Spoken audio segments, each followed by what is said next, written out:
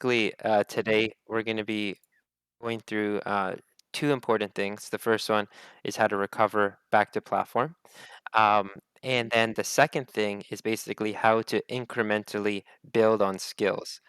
And in order for us to understand how to do that, we have to understand how things can get messed up. And that's where I'm going to be introducing some pretty light math and some examples to show you basically why machine learning models forget things. So hope you guys are excited for that. Um, so right here, I'll just start off with an agent that I reset its AI this morning. So we're gonna have one from scratch to work off of, which is always fun. Um, right now, you see it doesn't really know what it's doing over here. And in fact, when it's off stage, it like exclusively like goes down. Right? And so I'm gonna actually hop into simulation just to kind of see what how this thing performs, um, just to see that if it messes up, which it probably will. I'm assuming it'll just suicide, and then we'll kind of work through how to fix that essentially, how to make it get back onto stage. And Um, then just a note on that, when mm, someone gets their AI for the first time, and if they go directly into the inspector, mm, they can expect to see something like what they just saw, right? It's exactly. basically an AI where the inspector, like when you're trying to make sense of what it's doing, it seems pretty random. It hasn't learned anything yet. Exactly. And this term is called random initialization. So when we first kind of create a neural network, it is comprised of a lot of these things called weights and biases. These are just terms for parameters, right? Which is the intelligence of the model. So it's a bunch of numbers that make it do things essentially. And when we first create the model, we essentially put in a bunch of random numbers. And the goal with machine learning training is to change these numbers to actually make it do something useful. So that's essentially the goal. And this will actually come back when I kind of show you why things forget, which is going to be, I think it's going to be pretty cool, but I love math. So you guys will ultimately be the judge. So let me go ahead and give this a start. And what we saw earlier was that my AI, once it's off stage, it kind of goes down to its death. And you saw that right here. As soon as it was kind of off the stage, it just plummets. For some reason, it just wants to go down. And again, this is because I randomly initialized it. It doesn't really know what to do when it's in that position. It seems to not do horrible on stage, but as soon as you get it off, it just dies. So we are gonna fix that. Um, we'll actually go go back into sort of like our main hub. We'll hop back into the inspector and kind of see what we need to fix from here. So we know that when it's off stage, it goes down, right? Ideally, what we would want is in this scenario, we'd want it to go either to the right and jump or to upright. And there's all other attacks too that give it more height, sort of like up plus attack or up plus special, right? These are all things that kind of give it more height, and we're going to use these to basically train a really good agent at recovering back onto platform. Similarly, on the other side of the stage, it also wants to plummet to its death. So we are going to fix this. So the first thing to do is to hop back into training. And you can select whatever opponent you want. When I'm training recovering, I kind of always select the dummy because I just want to set a really good base um, without having to worry about someone attacking me. Because all we're trying to do right now is just recover back onto platform. We're not worried about combat at all. So we're just worried about movement for now.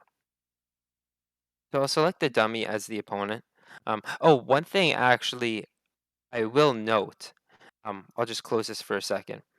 Um, Even when you're training movement, you might want to select an active opponent in certain cases. I would not recommend this as the first step, but eventually.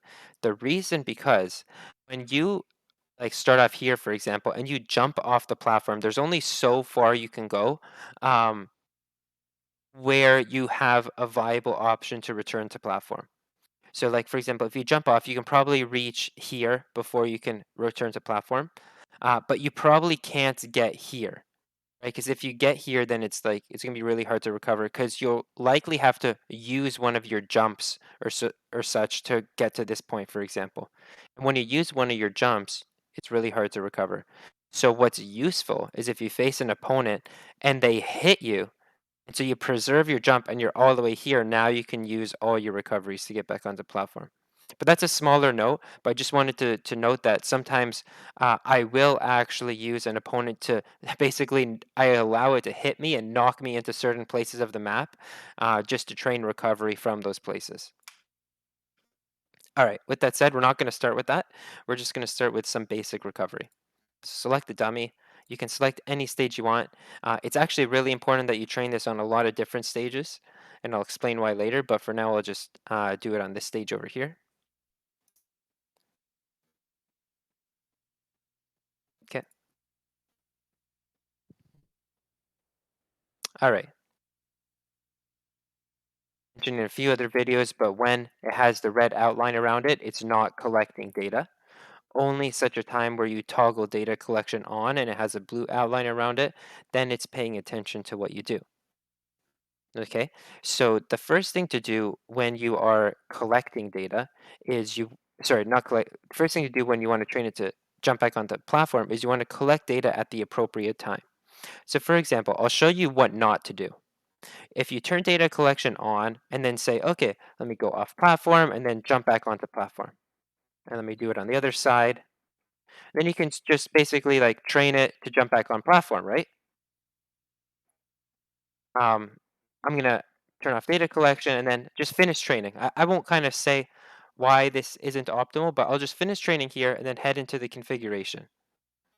Um, we specifically want to train movement, so let's train movement and let's train our model over here. And we'll just see what happens.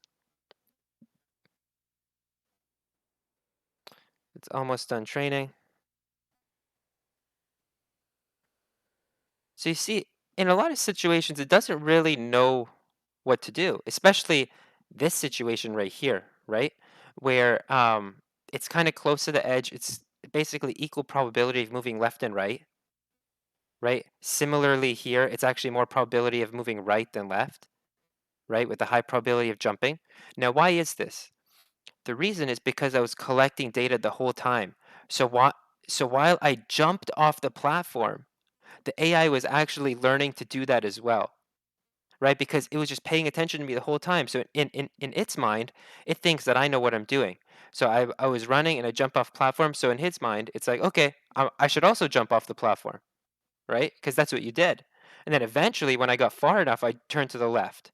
Similarly here, um, basically like around this spot, yeah, I was still moving to the left. And when I got like sufficiently far, then I moved back to the right. We don't want that to be the case. What we want is for the AI not to pay attention to us jumping off the platform, only when we're in the air to tell it to start paying attention so that we jump back onto the platform. Okay. Um, so what I'll do is I'll scrap this training. I'll head right back in and I'll show you exactly what I mean. So instead of having data collection turned on the whole time, what you're going to want to do is when you're in the air, you see where I like right before I jump, that's when you're going to want to turn it on. So if I jump, turn it on, and then jump back. And then I turned it off when I landed on the platform. Do that on the other side. You see, I'm toggling it in the midair, right? So instead of toggling it the whole time and having paying attention to me jumping off the platform, I wait until I'm already off the platform. Then I turn it on and jump back onto the platform. And now, if we head into training configuration, we should see that it learned something a lot more optimal. And there's another thing you will have noticed. So you see now it doesn't learn to jump off to the left over here, which is nice. And over here, it doesn't learn to jump to the right. So it's learning once you're off the platform, then come back onto the platform. One other thing that's really nice is you'll notice that it didn't really change the probabilities too much while on the platform in terms of like jumping. But when you're off, then there's a high probability of jumping. And it's because we didn't show it anything while on the platform, or not really, right? Everything we showed it was while we were in the air. Okay, so that's another important concept to understand. Um, and this will come back to later when we talk about forgetting, right? This concept of forgetting is specific to the scenario that you put it in. Okay. Now, for example, in this scenario, you see that it was a super, super big change in the probabilities over here and over here. If we don't want them to be that big of a change, we can dial this down to moderate. And the reason why it's actually important to do moderate training is because you want to build on skills incrementally, right? If you change a skill too quickly, what happens is that the machine learning algorithm becomes anchored to that skill, right? And it becomes hard to kind of teach it new things. So what like doing is I like training things sort of like incrementally, small piece by small piece. Um, Over here, you see that it kind of learned a decent amount of change. It learned to really increase the probability of jumping and decrease the probability of grabbing in this scenario. Same in this scenario. This scenario is not perfect yet because it still has a high probability of moving to the left. Um, but it's better than before. So what I'll do is I'll just save it here, even though it's not perfect, because I know I'm going to start building on these skills. Okay? So I'm going to save it over here, and I'm going to hop back into training and tune this a little more. This time when I tune it, I'm going to show it more than just jumping. Now, before I actually start collecting data, I just want to show you guys a couple things. So, of course, you can jump to gain height. What you can also do is you can use certain attacks. So, like the uppercut while in the air gives you height. Similarly, the flip kick, which is special plus up, gives you height. So, if you chain these together, you can start to get a lot of height. Now, what does this mean? It means you can string together combos to return to platform, even if you're far off the platform, right? And if you get really good, you can sort of like go all the way around the platform like that. And I actually suggest practicing this before you try teaching your AI these more sophisticated recovery strategies.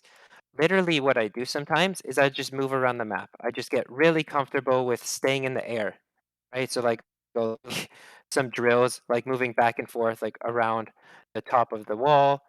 Maybe like I just showed you guys, like moving under the platform.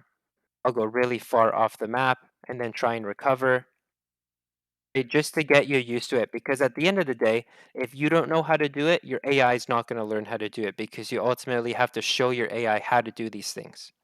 Okay. So once you get pretty comfortable with that, then we're going to start stringing together a few recoveries with the jump, uppercut, and flip kick. Okay. So go off platform. And right now I just did jump and uppercut because I wasn't too far, but you can also string together the flip kick in there, right? And it's really just up to you to just start like teaching your AI this. I have a few repetitions in here. Um, and yeah, ultimately you want to show it what to do on both sides of the stage so it knows how to do it on both sides. And let's just say I'm comfortable with that. I'll end my training here. Then I'll hop into configuration. And then instead of doing high like we tried the first time, I'll do another moderate training, right? I'll do moderate. And again, I'm only focused on movement over here. So I'll train my model and we'll see what the result is after this. Okay. So now this is learning what we wanted to learn, which is great, right? While on platform, there's no real big changes, right? But over here, now we start seeing the big changes. It increased the probability a lot of moving to the top right relative to what it was before, right? Now, again, it's not dominant action yet, but that's not the goal. The goal is to incrementally train this thing. So it increased the probabilities in the right direction here. It increased the probabilities of attack and special, which is what will allow us to do the uppercut and the flip kick, right? Similarly on this side, we're starting to increase the probabilities in the right direction as well, increase the probabilities of attack and special, while not necessarily destroying our core policy, right? And so While on the platform, it's not really changing what it's doing, which is great. 'Cause we really only care about the big changes off the platform because that's what we're training right now. I'm gonna do another quick save because I'm happy with the progress, and I'm gonna pause for a second to see if there's any questions.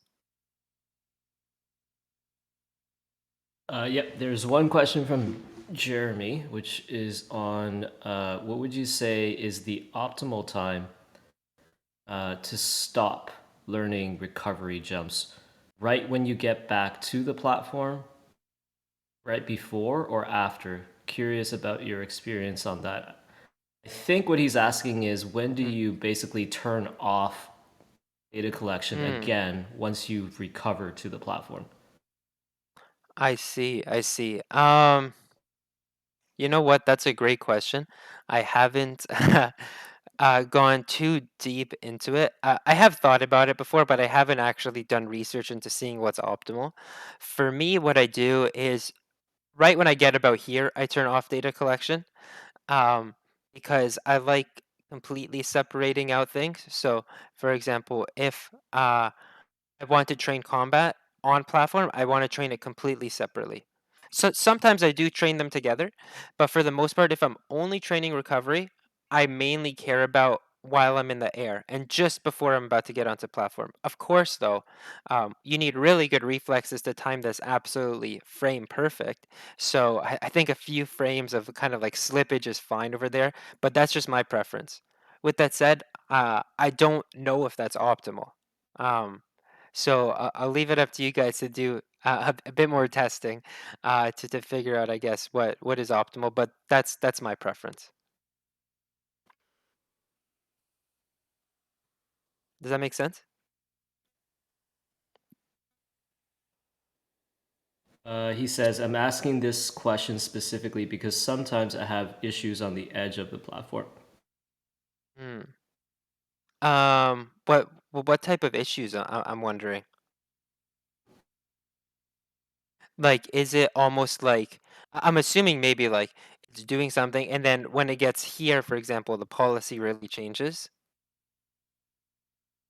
Um, in that case, I think it's probably fine just to like, for example, if you're here, just hold right, until you're clearly on platform, and then you can turn it off, and similarly here, you can hold sorry, I meant hold left, then here, hold right. Basically, once you clear the platform, then you can turn it off if your policy does seem to get messed up. He said that agent sometimes have the same probability of going left or right at the edge. Okay, yeah, then, I understand the problem, I understand the problem. So then, yeah, you're certainly once you get onto the ledge, you're going to want to hold the direction, mainly to move a little bit. Um, the reason for that is because of these ray casts. Okay. Now it might not seem like apparent because like for example, you're probably wondering, okay, the agent's here and then it's here. Like what's the big difference, right? Like why is it changing its policy when the delta in its distance is so small? The reason for that, um, we have to understand the concept of a state, and this actually leads really nicely into what I will talk about with the very little math that we're going to introduce. But essentially, a state is a snapshot of the environment at any point in time. And this is what the neural network is looking at when it's making a decision, right? Essentially, what the neural network does is it takes the state, which is a bunch of numbers, it does some math on it, and then it outputs some more numbers, which we then convert into these actions over here, right?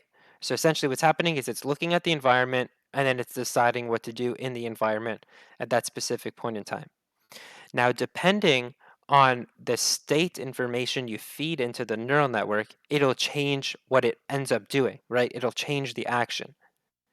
And so what's happening when you move from, for example, here to here, is you notice that there's actually a massive change in the probabilities, and you're like, why is that happening? It's because one aspect of the state is these things that we call raycasts, right? So I think I explained this before, but essentially the neural network um like doesn't natively know how to see the environment, right? So we kind of have to give it information about the environment.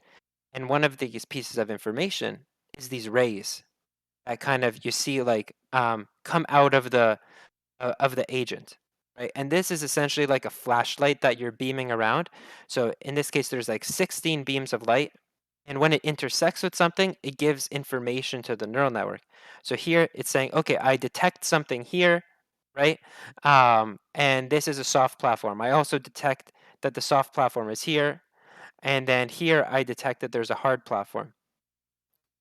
Now you'll notice that it doesn't intersect with this wall or this soft platform over here, which means that from the AI's perspective, it doesn't know that these things exist, right? Because the raycasts don't intersect with it, right? But if, for example, if I move it up a little bit, now it intersects with the wall.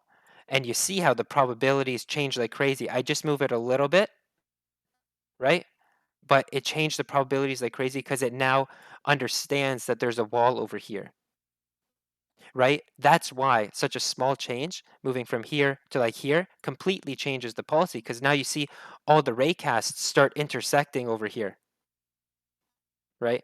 Um, and this is largely a function of uh, this state information being discrete, right? It's like on or off, and the smallest change can turn it from off to on.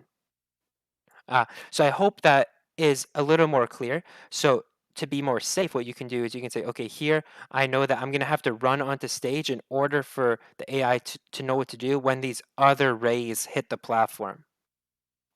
Okay, I know that was probably a long-winded explanation, but that is essentially like what's going on. And understanding this is probably the only way to kind of debug what's happening and how to fix it. I think, Brandon, it's safe to say like raycasts or these detection lines that's coming from your AI is one of the most important things to understand in terms of how your AI is interpreting its environment. Mm, it's a big factor. It's a very big factor. Yeah. Um, Yeah. yeah. And you It is. and you sorry, Mhm, usually, a lot of times we get people asking a questions like, I seem to have trained my AI to do this, or I thought I did, but for some reason it's not doing that. mhm, One of the questions that they should ask themselves is, has the state changed, or has the mm, surrounding or the environment, is the environment something different relative to what they thought they were training under? And mm. if it's yes, that may be your problem. And the way that you diagnose that problem is through understanding kind of these raycasts, and you can like use the inspector to diagnose those issues.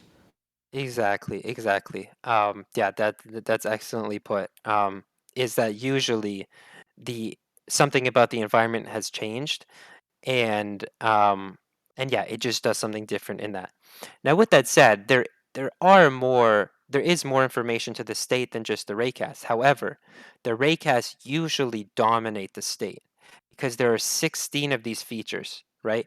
And we use raycasts in multiple instances. So, for example, for the platforms, we actually use 32. Right, the first set of 16 is just detecting how far they are away from it. The second set of 16 is detecting what type of platform they are.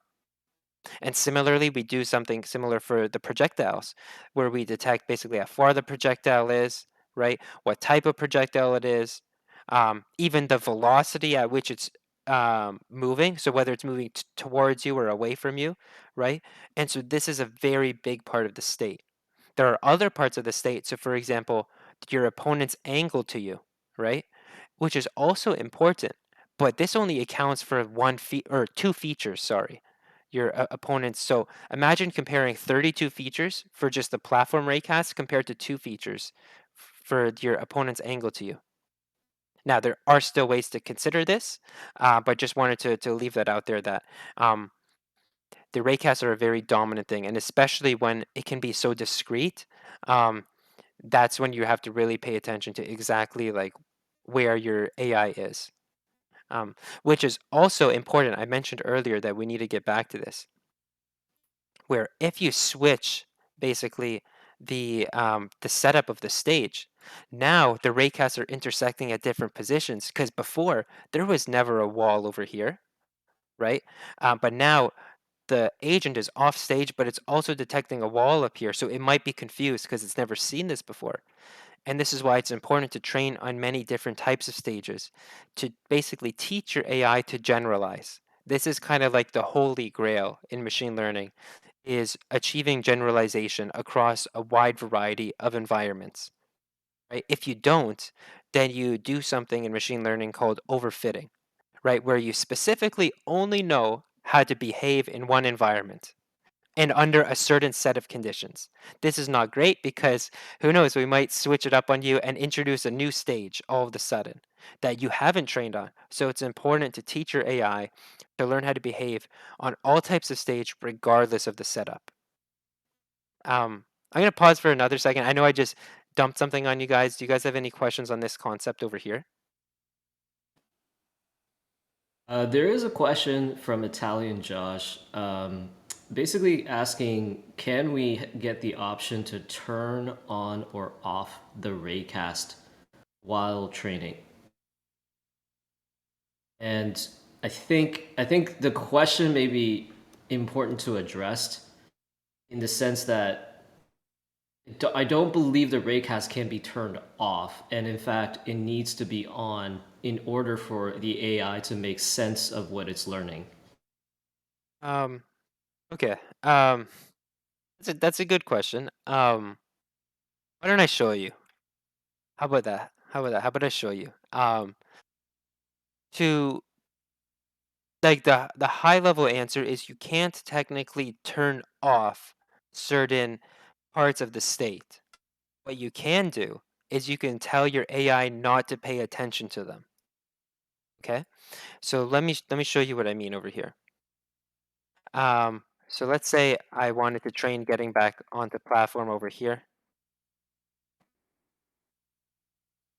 Um, I'll just train like a few times over here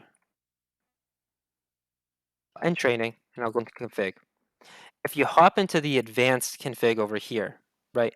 The simple config, we group everything for you. So if you click movement, it takes into account the raycasts. If you go to advanced config, you see that we can choose which area to focus on. So natively, we have these clicked for movement. But what we can do is we can say, okay, maybe I don't care about the platforms, the raycast of platform, which I don't recommend, by the way, and I'll explain why later. But let's just say you only cared about your positioning, right? And I'll just minimize this for a second. Your positioning is basically where you are on the map along the y-axis and the x-axis. So for example, if you're here, right, where you're in the middle on the y-axis, maybe the y position is 0 and the x position is -1. And then if you're here, your x position is 1, your y position is also 0. Here, your y position would be, I believe, -1, and your x position is 0, and so on and so forth. And this is basically y position of 1 and x position of 0. So now all we care about is your xy coordinates on the map. And what's going to happen is when we don't have raycast checked off, your AI isn't going to prioritize this as a feature to focus on, right? So it's only going to pay attention, right, to your positioning on the map. And so what we can do is we can train this bad boy. Um, so we'll train it over here. And now we should have something a bit more continuous, right? Where now it just considers your XY position. Of course, I didn't train it too much, but you see that it started increasing sort of the probabilities a little bit. And this is not considering the raycast at all. It's only considering your XY position. Of course, there is some anchoring still because we previously trained on using raycasts, right? So it'll take a series of training updates in order for it to completely forget about the raycasts, right? But what we can do is we can train this over and over again so that it only focuses on your position. For example, if I dial up epochs, turn down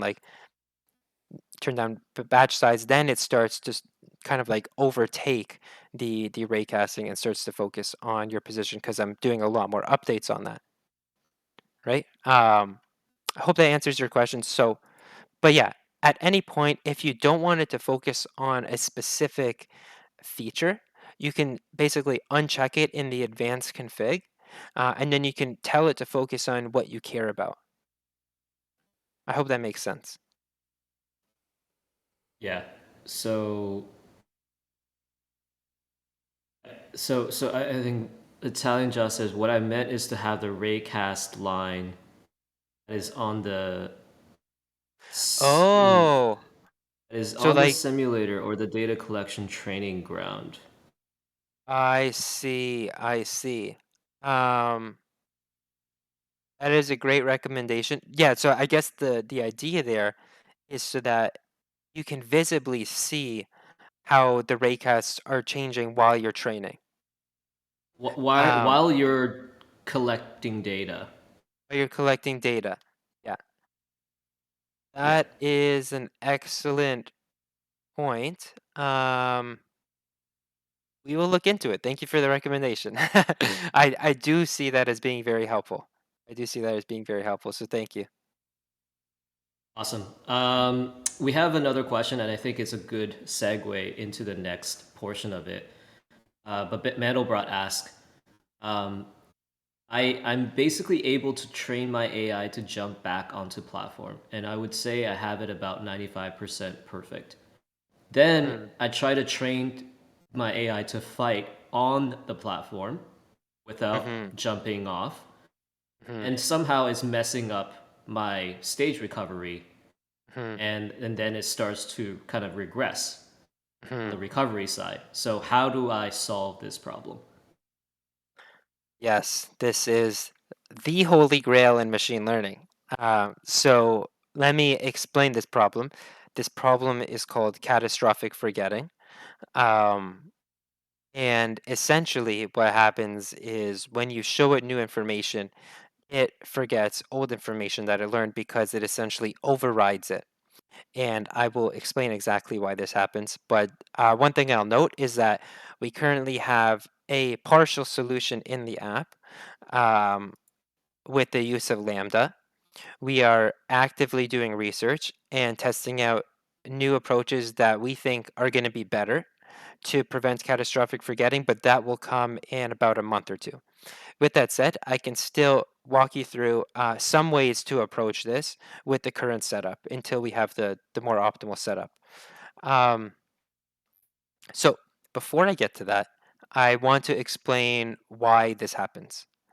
Um, and it's a problem with connectionist models. Um, and I'll get back to what a connectionist model is, but first I'll show you a scenario in which this does not happen. Okay. So I wrote this article a while ago. Um, you guys can check it out if you want, but the contents of the article is not important. What's important is understanding this little mini game that I designed to test out what I was writing in the article. And so this little game is called Cliff World. Okay, um, and essentially the goal, you start off over here. The goal is to get to this part over here, right? This little green box. And along the way, you can possibly die, right? So if you end up in any of these like red boxes over here, you fall off the cliff and you die.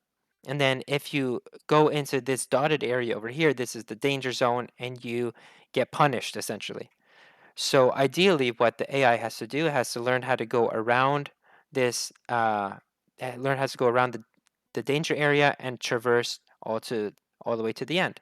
And so if I run play, I can see what my AI has learned, and it has learned to avoid this, has learned to avoid the cliff, and it has learned to get to the end stage. So why am I showing you this? Um, it's because I want to explain the concept of a state more clearly. I mentioned before, actually, it's probably helpful if I go into here. The thing that we are trying to learn in machine learning and specifically in our game is we learn something called a policy, right? Which we denote with the symbol pi, right? And what a policy is, it's a probability of actions given the state, okay? As I mentioned before, if we go back into our app, these are all actions that an AI can take, right? And it's contingent on the specific state that it's in. So in a new state, it'll take a different action, right? Um, I just want you guys to understand in a specific state, you take a specific action. The problem, however, is that these states are continuous. And I will explain why that's a problem. But before I do, I want to explain why it's not a problem with discrete states. And that's why I'm showing you this example over here, because this is comprised of a bunch of discrete states. You can imagine each square in this grid being a state, right? So this is like state 0, 0. This is state 1, 0, 2, 0, whatever. So basically, each square is its own state, which means that in each square, I can decide on what is the best action to take. So in here, I know the best action is always going to be to move down. In here, the best action is always going to be to move down, right? And if I scroll down to here, you can see what the AI has learned, that basically this is the optimal state. And you can see basically the probability distributions. Um, so for example, here, the optimal thing to do is move up, as you can see with the green distribution, which means positive. Red means negative. Here, the optimal thing to do is move right. So this is really cut and dry, right? If you're in this grid, move up. If you're in this grid, move to the right. Now, if you look at our environment, it's not so straightforward, right? We don't have a bunch of little tiny grids. And even if we did, it wouldn't really make sense, right? If we had a bunch of tiny grids, but we move this platform from here to here, now we have to completely change our whole thing, right? So, and we don't really want to make a separate grid for each stage because, like I mentioned before, it doesn't generalize well. Right now, the AI will have to make basically infinitely many grids because not only can the platforms change, but your opponent's moving around, right? And we can't necessarily have one grid for this stage setup with the opponent here, and then another grid for this exact same setup with the opponent here, here, here, right? So we can't use a grid approach, which means we have to use more continuous variables, right? Um, and the reason why it's tough is because, like, for example, in a discrete case over here, when you have just a set grid, you know that when I'm in this position, it's always advantageous to move up, right? When I'm in here, it's always advantageous to move left or to move right. But it's not so straightforward here because when I'm in here, it's not always advantageous to move to the right if the opponent is here ready with, for example, like a water special, right? And so what we have to do is that's why we feed in all of these different state information, right? And the AI has to learn how to infer from that state information, right? Now, let me explain exactly why forgetting happens. So I mentioned that we have this policy over here. It's a probability of actions given the specific state, right? Now, well, the first thing I'll do is I'll actually forget about. Actually, I will include the state. So let's say the action equals something like this. So remember how before in the last lesson, we had this thing called theta. This thing theta is basically the parameter that we're trying to learn. And if we multiply that by the state, we'll get some action. Okay. Now let's say we're considering something very simple, right? Where the action is between -1 and 1, where -1 is to move left and 1 is to move right. Okay. Um, Now just imagine the state is just like 1 for now. Um, so let's say theta is going to equal, let's say theta is equal to 0 at time step 0. Okay. So if you imagine a continuum, right? Because the weights are on a continuum and we're going to start off here, right? And let's say the first training session, we show our model, it moves theta to -0 0.7, for example. So it moves it all the way to here. So now we're here, right? Um, and let's say in the next time step, we show it something else, and now we move it to positive zero point 0.2, right? So we move it all the way to here. What happened is in one scenario, we showed it to move to the left, and then in the next, we're like, okay, actually, I want you to move all the way to the right. And so you as a user, you're probably looking at this like, what the heck? It's forgetting everything I showed it here, right? Now, why does this happen? Because the first thing that happens is one is if you do training poorly, right? Because for example, if you're in the same state, because again, it multiplies this thing by the state. So if you're in the same state and then you show it two conflicting things, right? It's gonna basically override what you previously showed it. Now, you might be saying, okay, Guppy, I hear you, but I showed it what to do in a different state, right? Why is it overriding what I'm doing in a separate state? Um, and this is where the continuous states come into play. It's not so straightforward as this over here, where you have individual cells, right? A neural network, everything is connected, right? A neural network looks something like this. You have a bunch of nodes, right? And they're all connected to each other. Oops, didn't mean to do that.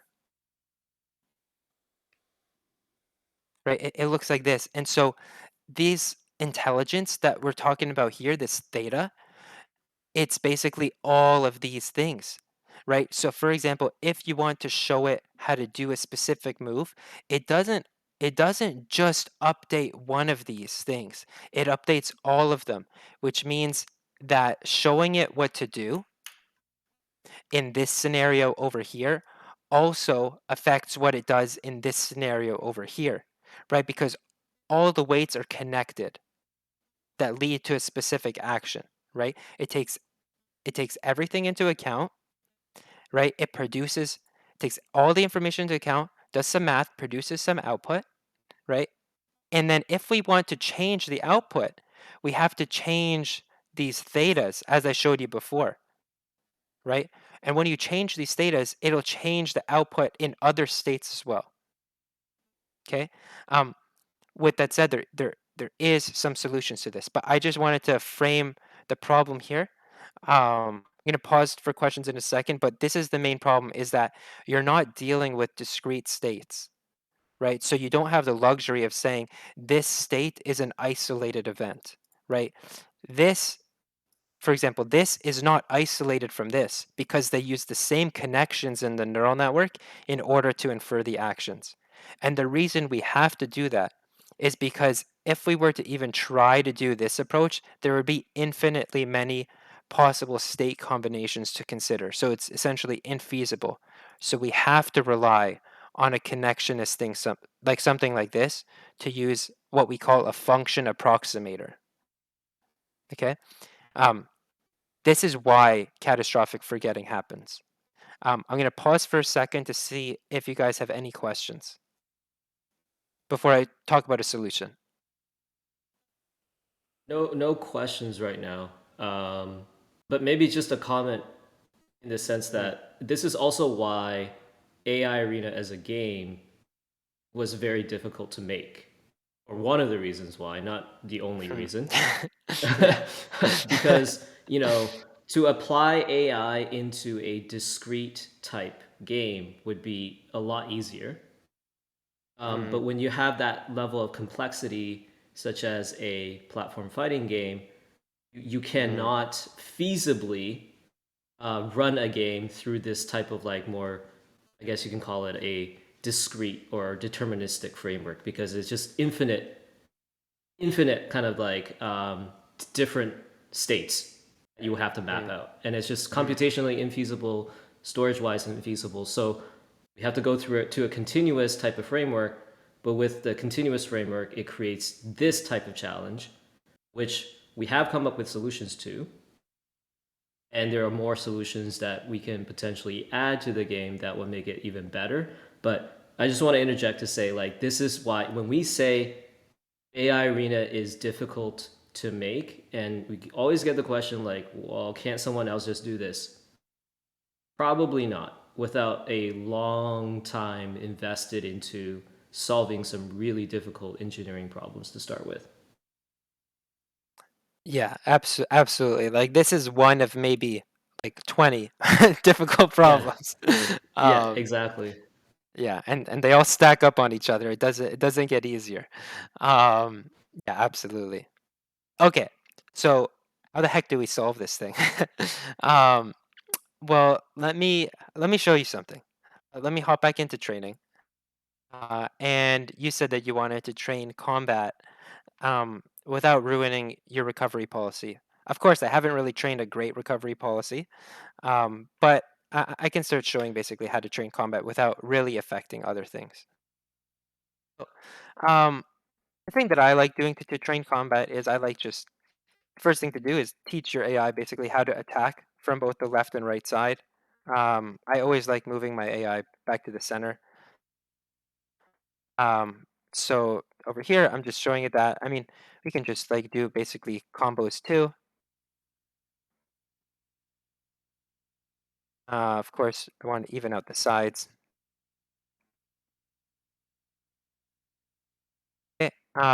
Of course, it wasn't like too great. Like I haven't showed it to attack from the top, so maybe I'll do that now. Is once you're above it, you want to show it to basically do a down smash. When you're below it, you want to teach it to do sort of like up smashes and stuff like that. Oops, I missed there. But that should get the point across. I'll end training over here. Okay, Now, just one uh, note before you move on. Just one note sure, before you move on. Just sure. on that data collection, uh, you were able to you use the action recorder to control the positioning of the dummy opponent. Yes, I want to reiterate that because I think a lot of people may not be aware that you can do this. And one of the reasons why we suggest especially beginners to use the dummy is the dummy gives you a lot more control to train your AI in basic situations. And then the yes, additional layer of control that you have on your dummy is the fact that you can actually toggle to control your dummy yes. and put it into different positions, which is what Brandon just did. And it's really, really powerful because now you can actually create more like specialized scenarios that you can now collect data on. Absolutely, absolutely. I'll probably show you guys like another scenario of like how to really use it. Like right after this. Um, Cool. So now I just basically showed it how to fight. I'll select combat over here. And again, you can probably select moderate. But I'll basically show you guys how to use the advanced config to get a lot more control over this. Um,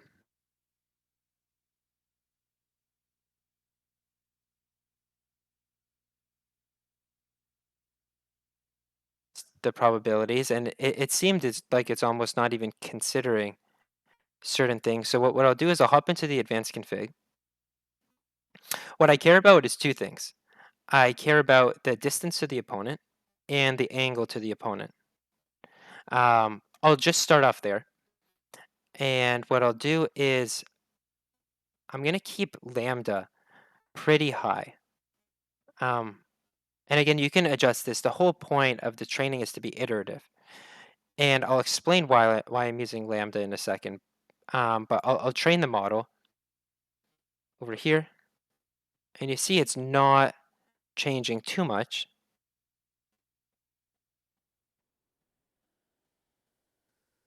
There you go.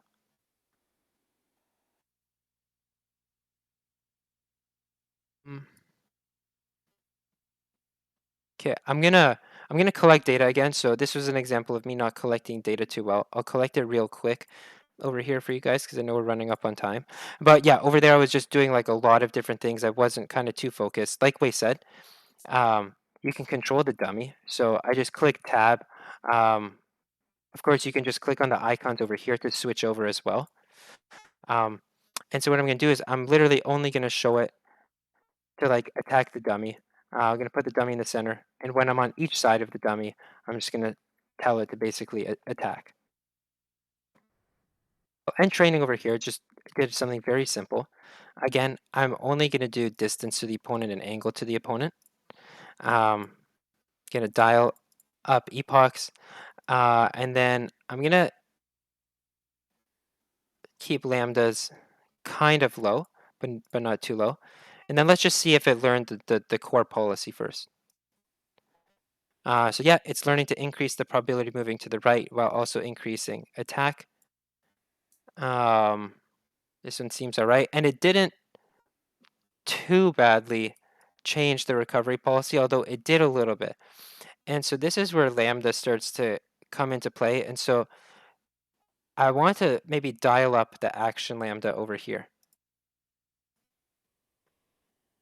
And once I dial that up, it starts to change the probabilities less, right? But the probabilities are still changing while I'm on the platform, right? You notice that this was basically the similar probabilities as before, but here the probabilities change less. Now, what exactly is happening? And of course, you see here the probabilities change a lot more than when you're off the platform. And of course, if you dial up lambda even more, then it'll change sort of like even less off the platform, right? Now, what exactly is happening over here? What lambda is doing is it's basically telling your model how much to remember from the previous model. Okay, so if I hop back into here, let's just say this is model one, right? And let's just say you have sort of like a new model. I won't draw all the arrows, something like this. Let's say this is like model two. So this is once you get the new data, you are updating this model to turn into this model. And what that means is you're updating all these weights. Now, what happens if you have an alternate model two, which basically is almost like a combination of these, right? We'll call it like model 2 hat or something like that, right? Um, the idea here is that we want to maintain some aspect of model 1 while also incorporating new information from model 2.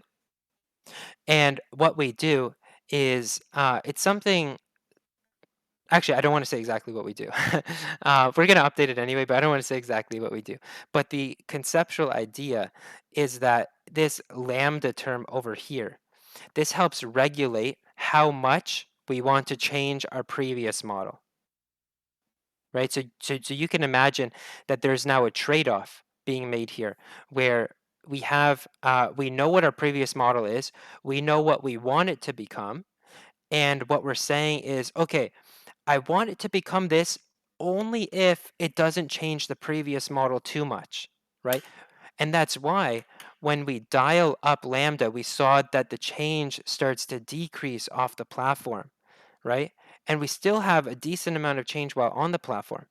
Of course, the change on the platform isn't as great as it otherwise would have been, but it's a trade-off you have to make because you don't want everything to change from what you previously showed us. So this, to a large extent, is still intact, and this it's still incrementally learning to move forward.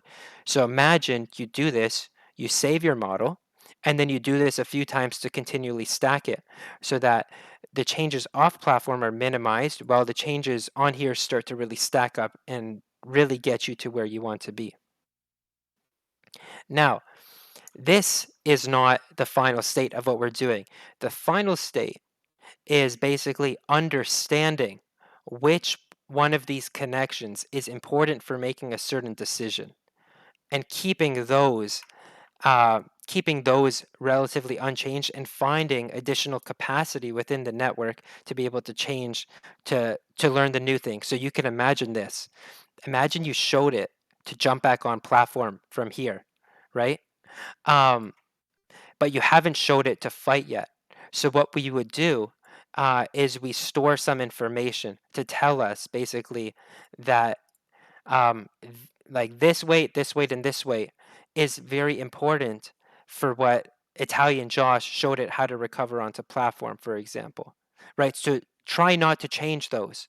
Only change the other ones, which doesn't really affect what it showed it already, so that we can preserve what you previously taught it while creating new capacity for the new things that you show it. This is still a work in progress. We're actively doing research on it, but we're hoping to get something out for you guys to test within the coming month or so. With that said, I think we're running up on time. Happy to answer one more question if anyone has any, though. No questions.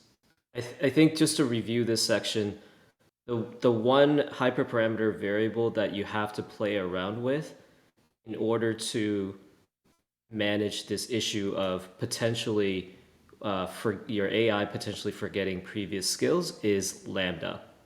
Correct. So yeah, you have to go into the advanced config and start learning the relationship of lambda and how it impacts how your AI is learning. And the higher the lambda, I think I don't want to speak wrong, but Brandon, the Yeah. higher the lambda, the more it's going to learn the new thing that you taught it. The opposite. So the The higher the opposite. lambda, yeah, the higher the lambda, the more it remembers. The Um, previous. yeah, the previous, because lambda is basically telling it how much you want it to maintain the previous model, essentially. Okay. So when we see like the value of lambda, you can dial from 0 to 1. Exactly. Exactly. And so if it's closer to 1, you are telling your AI to remember more of Yes. its history. The closer to Yes. 0, you are telling your AI to learn more from the most recent data Exactly. collection training. Exactly. Exactly.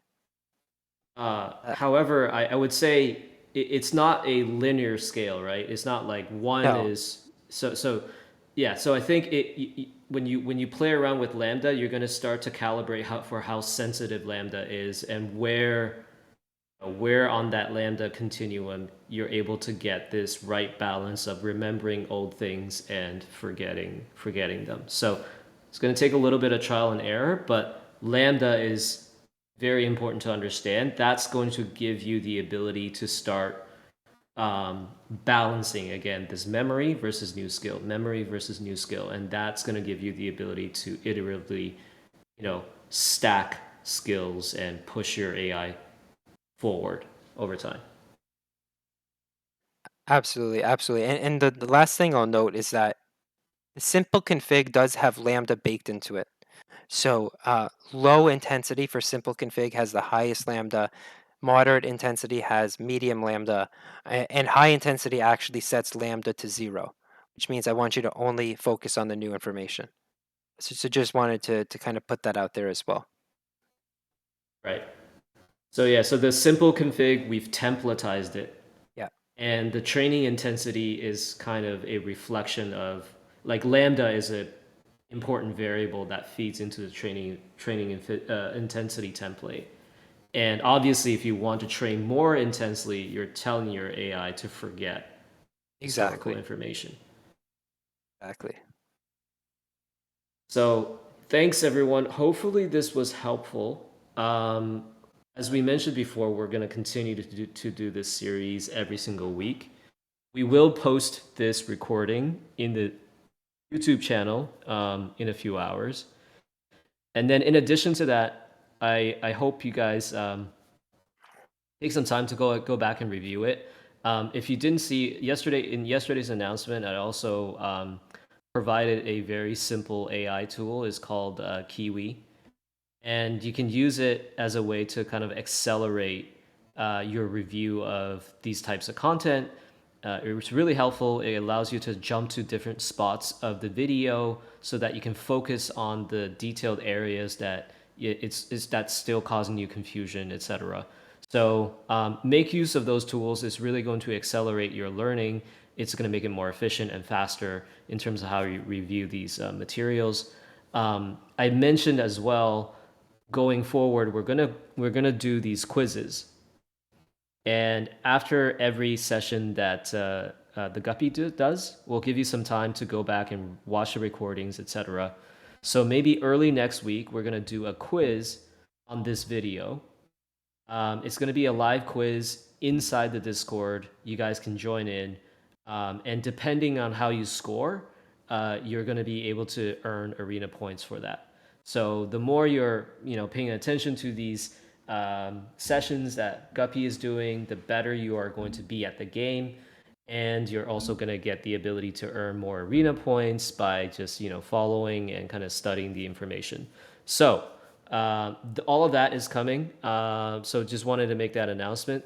Thanks to Brandon the Guppy for taking us through the information today. We'll be back next week with another session, and all of these materials will be made available in the Discord very soon. Thanks everyone for joining, and have a great rest of your Friday. And don't forget, tomorrow is Janice and Memes, as well as another NRM box draw. So super excited to see who's going to be pulling the different boxes tomorrow. Take care, everyone. Take care, everyone.